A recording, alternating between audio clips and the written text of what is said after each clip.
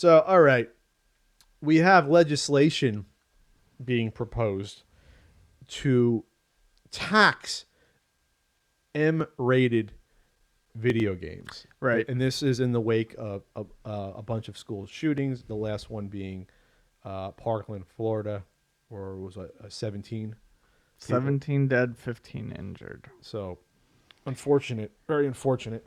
So, this is coming out of Rhode Island. This state representative Bobby Nardolillo announced legislation to call for a tax on games rated M or higher, which would only be what, adults only, right? A 10% tax to increase mental health. What do you mean adults only? That's above M. There's rated M, then there's adults only. That, yeah. On the Rated East M or higher, right? Yeah. But I mean, you can't. That's it. You're done. Yeah. So there's a 10% tax being proposed, and it would go towards mental health and counseling resources in schools.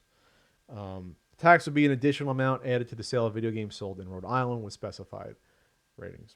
So Nardolillo said there is evidence that children exposed to violent video games at a young age tend to act more aggressively than those who are not.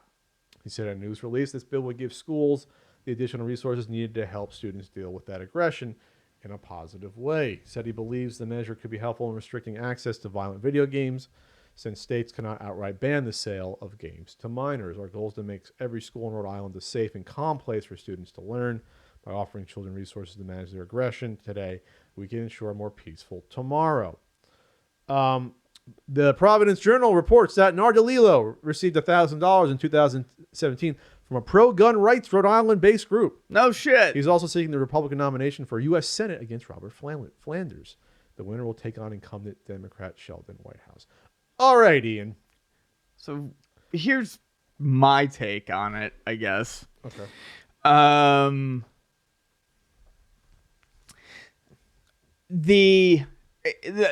There is evidence. No, there isn't. I mean, that's been largely proven over time. Well, there's no evidence linking violent acts themselves. Violent acts themselves to violent video games. I've seen some stuff about aggressive behavior. I have seen that. Right. About violent media stoking aggressive behavior, but not violence itself. And I think that's important to keep that in mind. Correct. Absolutely. I still think this is an example of passing the buck on the more pressing issues, such as gun control and things like that.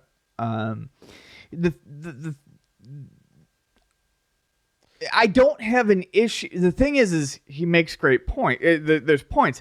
I would love to see programs that help children deal with aggression and mental health issues, to mental health issues and stuff like that. That's all great because that's really not tackled properly with teenagers, and I think that would help a lot of these issues. Like, this is all good stuff that we need to cover, but you don't need to tax video games to do it. This is looking for a scapegoat and looking for an easy way to do it. How about instead of taking $1,000 from a pro-gun lobby, we use that money to go towards these sorts of things?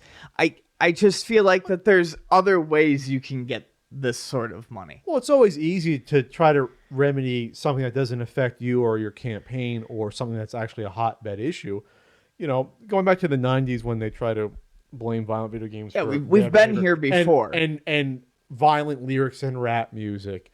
And going back to the fucking Comics Codes Authority of the 1950s. Or the Satanic Panic of the 80s. At some point, you have to realize that media's out there. You can't restrict it. There's a First Amendment on media in general and entertainment. And you have to pinpoint something more specific than, I watched something where someone shot something. Right. Because tens of millions of people consume the same exact media. Yeah, are we going to tax R-rated movies? Whether it's comic books, whether it's movies, whether it's Netflix, whether it's The Sopranos on TV, we all watch the same media. So unless a specific show came out or game and all of a sudden you had copycat killers because of a specific game, you cannot blame the media that we are watching for our behavior because it's irresponsible. And there's always going to be, first of all, there's always going to be, put it bluntly, there's going to be people that are off their nut. Yeah. And anything could set someone off. So when the Comics Code Authority kicked in the 50s, yeah, someone took an axe and killed someone, and they found they had a bunch of those like 50s EC horror, horror comics. So because of that, we'll change the entire industry because of one person.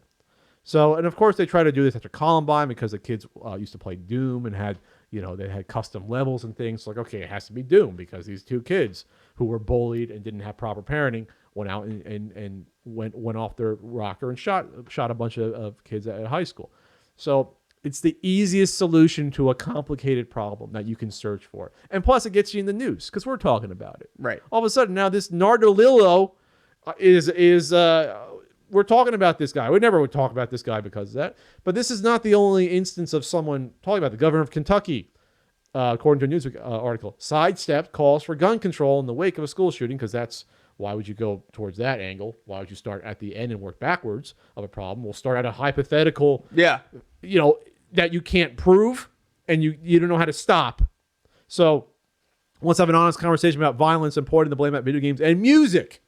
Yes, I'm sure all these shooters are listening to NWA lyrics still. Yeah. And going off and shooting people with their AK.